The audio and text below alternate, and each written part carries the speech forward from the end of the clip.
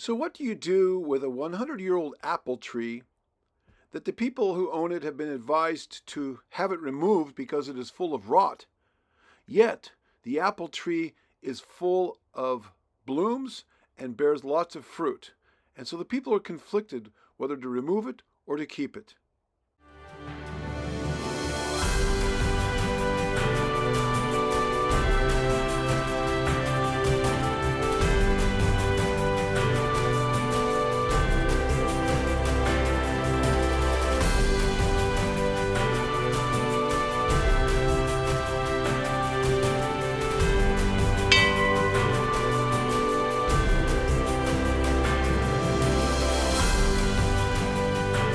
Well, hello, guys on YouTube, guys and gals, whoever may be watching this. Nathan, Good News Tree Service here in Wilsonville, Oregon. So I'm standing in front of one of the historic homes here in our lovely little town. This home was built, it was owned by a prominent citizen who has long passed and has been now purchased by somebody who is has turned it into an Airbnb. And this home was built, it's in the neo-Gothical style, built in about 1905 or 1910, I don't remember which year. But anyway, beautiful home. And behind the home, you can see in the background there, is an old apple tree, and which we just pruned out. So let me turn this around and let's, I'm not the star of the show, the apple tree is. So let's take a look at this. So the folks that own the home presently were thinking about removing the apple tree. In fact, they had been advised by somebody else who was knowledgeable about apple trees to remove the tree. And I said, no, let's save this tree.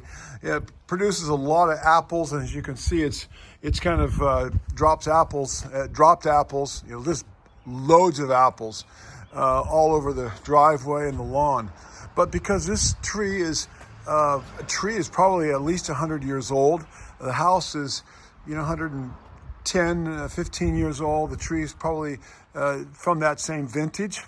And I talked him into saving the tree. This tree is, at the butt, it's about 3 feet in diameter down here. DBH, diameter breast height, is about 24 inches.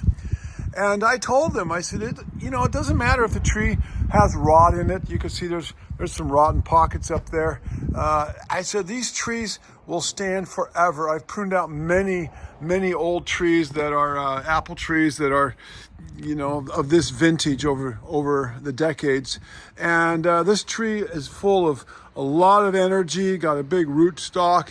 And even though there's rot up there, you can see some of the rot in there and a few other places. The tree, I told the client, I said, this is like a hollow pipe. The outer shell is generally good. There's not a lot of branch weight up here, so let's save the tree. And she was all excited about it. I said, this is a historic tree. This tree is kind of like really a cool part of this property. So we saved the tree, and then I pruned it all out, spent about 3 hours pruning it all out, got all the top growth out of it, and thinned it out, got a lot of dead wood. And you could see a picture of how much stuff that I took out. And I was climbing around up there with my chainsaw, cutting it all off and cleaning it up.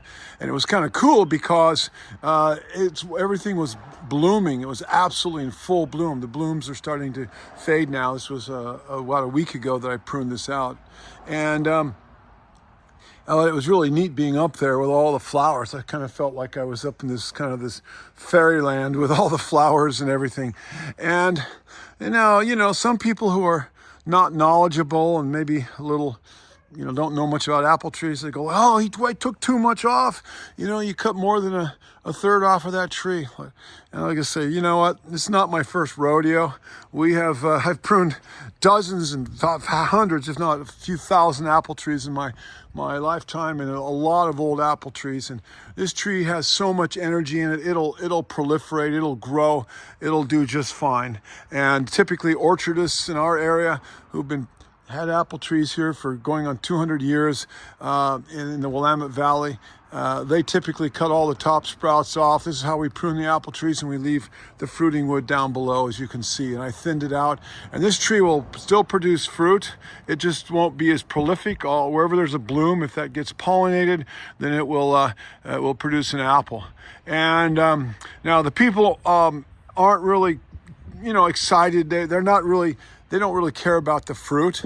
They mostly wanted the tree for ornamental purposes. And so I pruned it both for fruit and for ornamental purposes. And you can see there's the tree's really cool. It's got a bunch of licorice fern up there. You can see the ferns. Kind of a cloudy day, so it doesn't show up too well, but a bunch of ferns growing out of various places in this tree. This tree has a lot of character. As you can see, lots of lichens and mosses. It's just really a wonderful old tree. Look at that. There's some more ferns growing out of there in that crotch. And so, yeah, I took a lot out, but this tree is going to spring back. It's going to put all of its energy into the few branches that are left and produce a really good quality fruit. And also I put on a plant growth regulator around the base of the tree, a drench, Cambistat.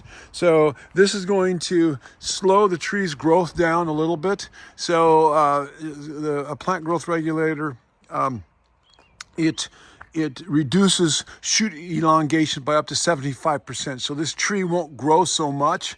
It'll still produce fruit. It just won't. The sprouts won't be quite so prolific. So and there won't be as many. It'll slow the growth down. So now some people might ask, well, when do you prune apple trees? Why are you pruning it this spring when it's blooming? Well, first of all, let me just say that you can prune apple trees any time of the year. The ideal time of the year is when all the leaves are off and it's in its dormancy. But, I've pruned them all year long and never killed an apple tree. And I've been pruning apple trees for going on 60 years, 55, 57 years. Started when I was about 8 years old. You can figure out how old I am. I don't look that old, but I am. I don't feel that old either, but by the grace of God, I'm still upright and standing and climbing in trees and trying to make the world a more beautiful place one tree at a time. But this tree, pruned it, and it's still going to bear apples. And yeah, I took a lot of limbs off, but despite all the cutting and pulling out limbs, you can see that there's still a lot of flowers and blooms on it, and the tree will do just fine. And yes, the ideal time of year is to prune trees in the fall when the sap is down and they're dormant, but they can really be pruned any time of the year and it really won't hurt them. I've never seen a difference in the apple trees with regard to when you prune them, although we do our major serious pruning in the wintertime. Anyway, just wanted to tag that base and give you that little bit of information for some of you that might wonder why I was doing that in the spring. And again, the people don't care so much about the fruit here. They mostly want the tree to look good because this home is rented out as a B&B for much of the year, and they want things to look good. So it's more about aesthetics rather than fruit production. Anyway, yeah, here's this beautiful tree that we saved. And I talked him into saving. So we're a tree preservationist company. I get excited whenever I can save a tree. And I could have made more money cutting the tree down, grinding out the stump and all that stuff. But you know what? Nah, life is too short. We want to save life, not take life, even the life of a wonderful old tree like this. So anyway, there you go. Thank you for watching.